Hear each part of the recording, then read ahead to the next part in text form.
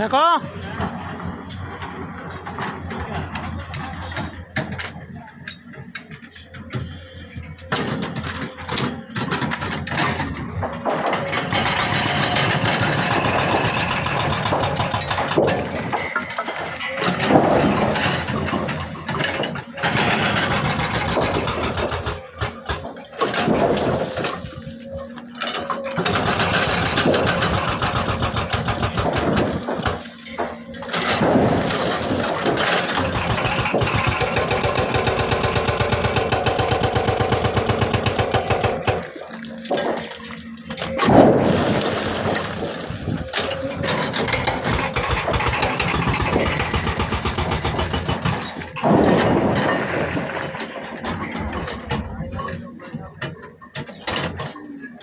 बैठल नहीं के